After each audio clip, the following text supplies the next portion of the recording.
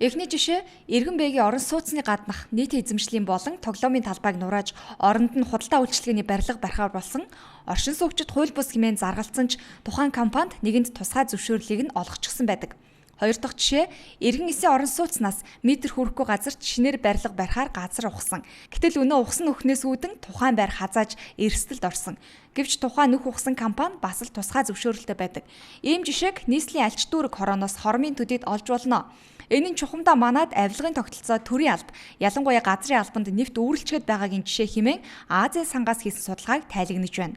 Авилгын талаар иргэдийн санал бодлыг судалсан сүүлийн бараг 10 шахамжуудын судалгааны дүнг харахаар хамгийн их авилгалд өртсөн байгууллага гэдгээр газрын алба шалгараад байгаа байхгүй юу? Өөрөөр хэлбэл газар бол эдийн засгийн эргэлтэнд орсон байна. Гэтэл нөгөө талаас энэ юу гэсэн үг вэ гэхээр авилгын эргэлтэнд бас орсон гэсэн үг. Тийм биз? Бид нар мэдж байна. Манайд бол ихэнх газрыг бол дуудлага худалдаагаар биш төсөл сонгон шалгуулах замаар олгодог шүү дээ. Улаанбаатарт баригдаж байгаа одоо ихэнх бараг бүх барилга байгууламжууд.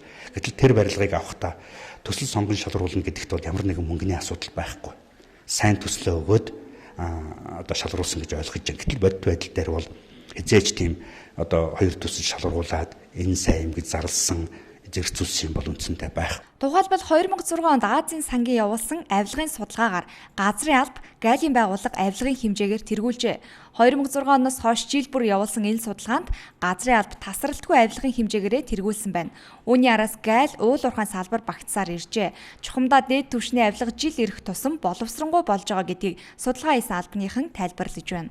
Газрын харилцаан дээр байгаа авилгын тухай ойлголтыг бид нэг дипломат цөмхтэй мөнгийг нөгөөдгтөө өгөө тэгээ газар авч байгаа юм шиг ингэж ойлгоод байдаг.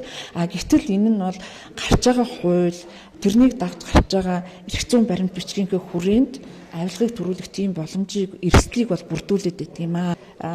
Газар эзэмших тухай хууль гэдэг энэ иргэд газар эзэмших тухай хууль гэдэг энэ хуулиуд бол тодорхой процессор ингэж яваад байдаг. Энэнийг дагаад нэг яамны сайд бол тусгай хамгаалалттай газар нутаг дээр одоо газар эзэмшүүлж өмчлүүлэх тухай журам гаргаж байгаа жишээтэй. Тэгэхээр зэрэг энэ журам чинь өөрөө бас магадгүй нөгөө төрийн байгууллагын төрийн эрх мэдлийг хэрэгжүүлж байгаа байгууллагын шийдвэр нь бид нар мэдэхгүй байгаа тэгсэн мөртлөөс авилгыг бий болгоод байх ийм боломжуудыг эрсдлүүдийг бол бүрдүүлээд байгаа. Судалгааны тайланд дурдсанаар дээд түвшний авилгын хувьд хэлбэр нь улам боловсронгуй болсон гэв. Үүний уршиг нь эргээд иргэдийн эрүүл аюулгүй орчинд тав тухтай амьдрах эрхэнд нь халдаг асуудал үүсгэж байгааг онцолсон юм а.